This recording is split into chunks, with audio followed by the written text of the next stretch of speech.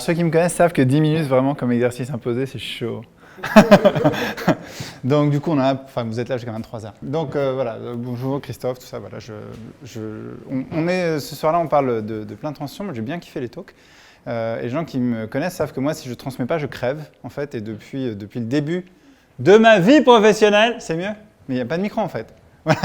Donc ça fait un petit moment car je suis vieux. Et donc voilà, transmettre ceux qui savent ou ceux qui ont déjà eu l'occasion, même qui débutent simplement dans la transmission de connaissances, quel qu'en soit le format. Marie disait que formation, ça recouvre énormément de choses, et oui, carrément. Savent à quel point c'est addictif, en particulier quand il y a de l'interaction avec les apprenants, quand c'est pas juste un article ou machin, mais qu'on voit cette petite étincelle dans l'œil de la personne en face, le moment où tu sais « Ah, ou putain, il a enfin compris ce que c'est le head en Git » ou ce genre de choses. Rigole pas, parce que la moitié d'entre vous, je suis sûr qu'en vrai, non.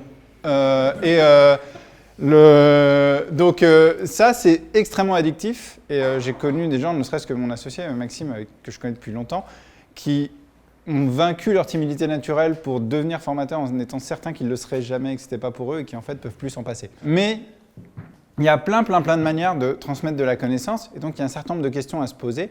Vous avez déjà tous des trucs à transmettre aux autres. Tous. Vous avez tous au moins 50 sujets où vous me séchez, dont au moins 3 qui potentiellement m'intéressent. Il y a plein de formats, il y a plein de manières de le transmettre. Donc pour essayer de choisir le ou les formats, parce qu'il ne faut pas avoir peur d'être plurimodal, quelles questions? Déjà, ça va dépendre. Qu'est-ce que vous avez à transmettre? Est-ce que vous voulez transmettre une compétence technique? Il y a beaucoup de devs ici, a priori. On est là. Enfin, moi, mon expertise, c'est ça, c'est de transmettre beaucoup de contenu technique. Une compétence organisationnelle, un bon vieux life hack, une grosse astuce de vie. Comment plier ton t-shirt en un cinquième de seconde? On plie les t-shirts. Une compétence humaine, savoir gérer un conflit, savoir gérer une hiérarchie, savoir gérer le boss de l'enfer. Qui donc ne travaille pas chez Algolien, on l'a bien compris, de la connaissance générale, etc. Ça a l'air de rien, on parlait d'ancrage. La vanne, quand elle est bien faite, ce qui n'est pas le cas de toutes mes vannes, est un gros activateur d'ancrage mémoriel. Donc ça joue beaucoup. Et est-ce que le sujet que tu enseignes, il est fluide, il bouge tout le temps? View. GS par exemple, ou des choses comme ça, et donc il va falloir le mettre à jour beaucoup, et donc il faut que tu prévois quelque part, si tu veux que ce que tu fasses se pérennise un petit peu, ou est-ce que c'est un truc très stable, genre programme de maths de 6e, où là, faut être clair, la prof qui a 15 heures de cours, elle a littéralement 15 heures de travail par semaine, parce qu'elle a écrit son cours il y a 10 ans, et il n'a pas bougé depuis, reste les devoirs. Qui tu vises aussi? Est-ce que tu vises un public strictement B2B, c'est-à-dire des professionnels, des gens, voilà, leur entreprise va payer, ils vont venir chez toi, c'est formidable. La plupart du temps, ils sont contents d'être là, du coup, contrairement justement à certains élèves de... Mais la plupart du temps, j'ai eu des gens qui venaient en formation, ils n'avaient pas envie. Mais maman a dit. Est-ce que ça va être des débutants? Tu vas vraiment les prendre au tout début du sujet, voire de tout l'écosystème au sein duquel ton sujet s'inscrit, ou est-ce que c'est ce qui nous arrive par exemple à Node School Paris? On a carrément des gens, ils n'ont jamais codé. Challenge accepted. Moi j'adore, personnellement. Ils te posent des questions de ouf. Tu ne l'avais pas vu venir. Tu n'es pas sûr de connaître la réponse.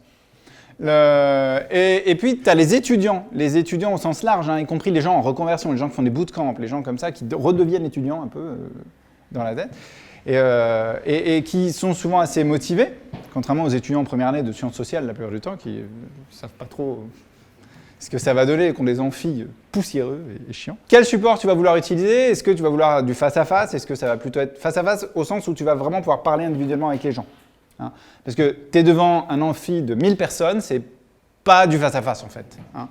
Tu vas pas, ils n'ont pas tous les uns les autres, ah, j'ai une question, mais ta gueule, vous êtes 1000, ça ne monte pas à l'échelle. Ou est-ce que justement c'est du magistral? Est-ce que c'est du présentiel? Parce qu'on n'a pas fait mieux en bande passante que ça. Hein, ou est-ce que c'est à distance? Est-ce que c'est unique? C'est du contenu unique, c'est du contenu personnalisé, etc., etc. Quand tu vas le faire, est-ce que c'est un truc que tu veux faire sur la durée, genre cours normal, cours traditionnel, 30 fois 3 heures sur 3 trimestres, de spec formel, Ou est-ce que c'est du drip comme ça, sur quelques données? Est-ce que c'est du one-shot? Voilà, il y a plein de questions que tu vas pouvoir te poser. Et donc pour ça, il y a plein de formats. Et donc on va très brièvement, je vous fais une espèce de tour d'horizon à fond les ballons des formats, juste histoire que vous vous rendiez compte que tiens, il y a des formats auxquels vous n'avez pas forcément pensé. Ou ah tiens oui, en fait ça c'est chiant si j'essaie de faire ce format-là. Les cours traditionnels. Le vrai cours comme tu l'as connu. Pour ceux d'entre vous, il en existe encore dans le dev web qui ont effectivement fait des études supérieures. Ça arrive. Qui n'avaient pas forcément de rapport. Mais et donc voilà, le cours, tu sais, c'est X heures par semaine, X semaines, voilà. Et donc c'est cool parce que tu les prends tôt, tu les prends en début de carrière en général, hein, donc tu peux essayer de leur donner les bons réflexes en amont, contrairement à ce que font les BTS qui te font faire du Java sur Notepad, et ce qui est une forme de torture chinoise un peu particulière. L'avantage c'est que ça avance très doucement. T'as 30 heures par trimestre, je veux dire, les gens, ils ont une semaine pour que ça digère, tu vois, entre-temps, c'est génial. Ils font exprès, tu vois, quand ils reviennent, ils n'ont pas compris le truc, tu as une semaine pour comprendre. Tu pouvais poser des questions et tout, c'est pas possible. Alors qu'en formation pro, on verra que c'est pas ça. Ça te permet de facilement corriger le tir, parce que tu as le temps, toi aussi, en tant que prof, tu vois si ton truc part en couille, si tu as mal attaqué la notion, tu as la semaine pour essayer de corriger dans les slides de la semaine d'après. Donc c'est quand même assez pratique. Forte interactivité, évidemment, tu es en face de tes étudiants, surtout, moi je parle plus d'expérience dans l'éducation supérieure, donc ils ont beau être nombreux, ils sont motivés, machin, etc., et ils savent à peu près s'exprimer, tout ça, donc ça va. Tu as les exos, tu peux faire des projets, tu peux évaluer ces projets, il peut y avoir des soutenances, enfin tu as tout un tas de modalités d'interaction, ça peut éventuellement déboucher sur une certif, ce qui joue. Ce qui est compte, c'est que c'est des horaires fixes, ça prend un temps précis dans la vie des gens, s'ils ont une chose à faire, on s'en fout. Hein. Du coup, tu as un très gros travail de préparation, c'est pas tellement compatible avec une vie pro, hein, ou alors il faut prendre un CIF, hein, et puis voilà, tu ne travailles plus pendant un moment. C'est rarement lucratif pour l'intervenant, hein, on va être extrêmement clair. Ça paie pas. Ça paie très mal, même si l'école est très chère. Il faut évidemment du coup une structure qui accueille ces cours-là, etc. Et puis ça forme peu de monde, je veux dire au final, sur la masse par rapport à des besoins comme nous dans la technique où il y a une pénurie de besoins de folie, à tel point que même dans les super boîtes de la Silicon Valley, ils embauchent des gros nazes parce qu'il en manque. Ça forme pas beaucoup de monde, hein. Tu vas former sur un sujet donné, toi, en tant qu'intervenant unique, maximum 200 personnes par an sur ce sujet-là, et encore, ça ne scale pas des tonnes. En gros, tu fais ça pour la gloire. La formation présentielle, ça c'est mon cœur d'expertise. Donc, tu peux travailler sur des sujets moyens, éventuellement gros si c'est une formation présentielle mais un peu longue, c'est 7, 28 heures à peu près. Hein. Forte interactivité, surtout que c'est des petits groupes, ça dépasse rarement la dizaine. C'est très très bien adapté aux professionnels, on a tout un énorme écosystème en France pour gérer ça. C'est lucratif, même si ta formation techniquement n'est pas chère, tu marches de connard, hein, mais vraiment de folie, ce qui est bien parce que du coup tu peux réinvestir ça dans les trucs justement gratuits ou autres à destination des gens qui même ça n'ont pas la thune. Tu n'as pas forcément besoin d'une structure fixe. Tu peux découvrir du coup plein de cas d'usage parce que d'une session à l'autre, c'est d'autres personnes avec d'autres problématiques qui travaillent dans d'autres industries, qui fabriquent de la dynamite, des fois, ou qui sont à l'Institut technique du port, PORC, qui ont des problématiques spéciales. Tu vois. Et ça, c'est hyper intéressant. Bon, horaire fixe, forcément, c'est des dates précises à des heures précises, gros travail de préparation. Forcément, ça va vite, tu essaies de donner quand même un maximum de connaissances. Si tu fais une de ces formations où, Java, où au bout de 4 jours, tu as juste appris à faire Hello World et système de println, ils ont eu le temps de l'apprendre, mais ils se sentent un peu floués en sortie. Du coup, voilà, faut une digestion derrière, et du coup, il faut que tu te donnes les moyens en termes de support, en termes de qualité de transmission haute, pour que cette digestion soit faisable derrière.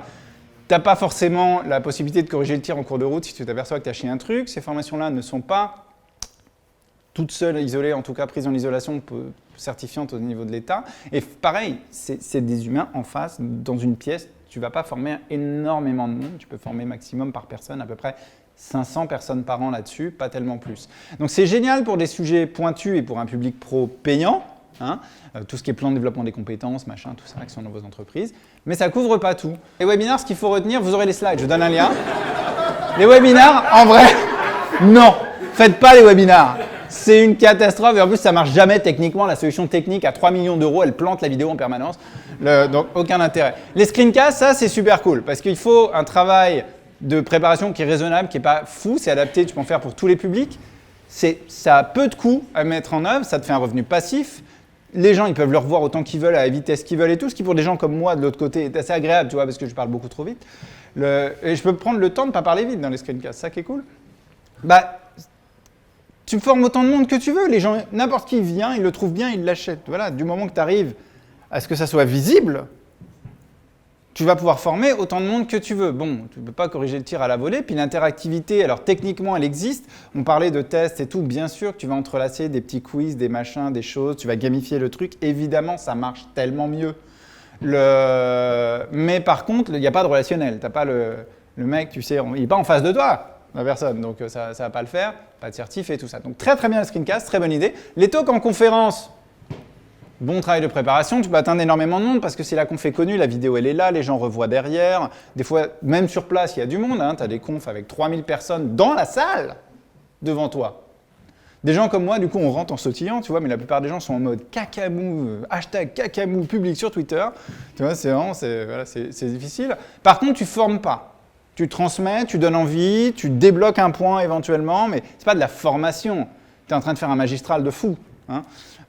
Donc tu y vas pour la visibilité et pour la diffusion. Un talk en meet-up, comme ici, c'est en gros pareil, mais encore plus simple. Hein, je veux dire, tu as encore moins, voilà.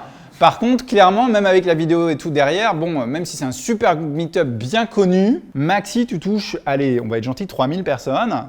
Hein, imagine que tous les inscrits de Node.js Paris regardent le truc, ou de Human Talk, je sais pas combien vous avez inscrits sur Meetup ou machin, mais bon, c'est bien, mais c'est pas non plus, tu vois, voilà, il n'y a pas tout l'écosystème qui est au courant du truc. Ceci dit, en même temps, en vrai, tu n'y as pas passé beaucoup de temps, faut être clair. Sauf certains super, voilà, pointilleux de folie qui ont passé beaucoup de temps, et du coup, moi, j'arrive avec mes slides tout pourris, tu vois. Les confs, c'est mieux. Tu peux faire des ateliers en conférence, c'est les workshops, ils sont payants ou pas. Tu sais, c'est à côté en général, c'est dure un jour ou deux pour vraiment former genre lab, voilà, sur le truc. Quand c'est pas payant, c'est cool. Quand c'est payant, c'est souvent carrément trop payant. Hein. Mais du coup, ce qui est sympa, c'est que tu retrouves cette interactivité. Et puis, bah, tu bénéficies d'une exposition. C'est toujours pareil avec les confs, c'est la visibilité. En Meetup, ça existe aussi. Il y a des Meetups qui ne sont que de l'atelier. Encore une fois, je pense à Node School Paris. Node School Paris, voilà, tu viens et tu es en labo et on est là et on t'accompagne et tout. Et donc ça scale autant qu'il suffit de rajouter les sessions et tu vas rajouter du monde. Donc là, il y a moyen de former du monde et de façon très accessible. Bon, les chaînes YouTube, oublie. En vrai, tout le monde veut être youtubeur, mais tu te rends pas compte du taf que c'est. C'est comme Instagram. Hein. En fait, si tu veux le faire, si tu veux que ça marche, en fait, c'est 3 temps plein. Hein. Donc, c'est pas une très très bonne idée. Vous avez remarqué aussi les live streams Twitch. Donc là, on parle de code, hein, pur et dur. Vous avez remarqué qu'il y a des tas de codeurs comme ça, Rémi Sharp, machin et tout, ils live stream, ils disent tiens aujourd'hui je vais essayer de faire ça. Et tu peux me regarder échouer comme une merde. Et, mais ce qui est super cool, c'est que tu vas voir comment il s'en sort. Tu vas voir comment il cherche, comment il trouve, comment il débug. Et je dis mais en fait la plupart des live streams que j'adore en code, c'est des nanas. C'est genre Suzinton et tout ça, Noobcat et tout. Et c'est génial en fait, c'est une énorme plus-value, surtout pour les débutants. C'est le truc qui ne s'acquiert que par l'expérience de comprendre comment chercher, comment débugger. Alors là, c'est fabuleux en fait. Par contre, évidemment, si tu le fais mal, tu passes vraiment pour un naze en fait. Donc, il faut bien équilibrer le truc. Les bouquins, non. On n'est plus, voilà, Révolution française, machin, notable. Non, c'est fini. Et en plus de ça, au final, tu y as passé l'équivalent de 18 mois hommes et ça te ramène 7 € de royalties. Et ça a touché 30 personnes. Non, le ROI, peu importe comment tu le mesures, il est pourri. Tu vas finir chez Duno, ou Ellipse, ou moins pire, Erol, mais c'est quand même naze. Tu vas faire du subversion déjà, au meilleur des cas, tu vois, donc t'es triste. Bon, les articles, évidemment, c'est une bonne chose. Les articles, c'est facile, voilà, tac, tac, tac, un blog, juste les mets pas sur Medium. Mets-les sur un truc qui sait formater du code déjà, et mets sur un truc que tu possèdes, où tu décides comment on y va et comment on le regarde et où voilà, hein, et où tu n'es pas obligé de... Les cours par email, c'est ça? Le truc, tu t'inscris et ils t'envoient des petits morceaux comme ça de cours par email au fur et à mesure. Alors ça, en vrai, c'est pas dur à faire. Et c'est une super manière de choper des emails. Pour ensuite leur envoyer... Non mais attends, par contre, ton cours email, il faut qu'il ait une valeur. Il faut qu'il rende un vrai service, tu vois. Mais derrière, tu as une super bonne raison, et même au niveau RGPD, tu es nickel. Pour derrière la fin, tu sais quoi? J'ai ça aussi. C'est un petit peu cher, mais en fait, ça va. Et voilà, évidemment, sinon, les réponses sur les forums. Tu as peu de temps, mais tu veux aider, tu es fort sur quelque chose, trouve un forum, trouve un Reddit ou un machin. Tu vas me dire, je parle pas anglais. Eux non plus. C'est pas grave. Et réponds occasionnellement. Tu dis, allez, aujourd'hui, je me fais une demi-heure, je vais répondre à des questions sur le this en JavaScript, attention. Wouh voilà. Et voilà, tu le fais de temps en temps, et ça a l'air de rien, mais ça te crée petit à petit de la notoriété, de la crédibilité dans ton sujet, ce qui peut toujours t'aider pour après. Et surtout, c'est gratifiant. Ça t'a pris 3 fois 5 minutes, tu as 3 personnes, tu leur as fait leur journée. Tu les as débloquées. Elles sont trop contentes. C'est hyper gratifiant. Hein, c'est hyper cool. Bon, et puis les tweets, voilà, plein de manières. Donc voilà, vous avez tout ça. Alors, que choisir? Eh, ça dépend. Bien sûr, connard. Non mais les questions compliquées ont des réponses compliquées. Si tu veux croire qu'il y a des réponses simples, tu votes Rassemblement National. Voilà. On ne parle pas politique ni religion. Alors, les cathos, c'est vraiment... Non. Donc, n'hésitez pas à faire du multimodal. Si vous vous sentez à l'aise avec plusieurs formats, vous n'êtes pas obligé de vous cantonner dans un seul, même autour d'un même sujet, d'une même transmission. Vous pouvez mélanger les trucs. Vous pouvez faire un quiz, une espèce de benchwork, de workbench d'ailleurs, dans les coins et tout. Nous, typiquement, qu'est-ce qu'on fait? On fait de la formation présentielle depuis très longtemps, des articles, des talks, des screencasts, tout ça se mélange très bien ensemble. Puisque j'ai la main là-dessus et que vous êtes là, vous verrez qu'il y a un petit lien là. Si vous avez envie, du coup, vous êtes à moins 50%, vous êtes une cinquantaine, j'ai mis 50, moins 50% sur tous nos screencasts payants. Donc voilà, allez-y si vous avez envie.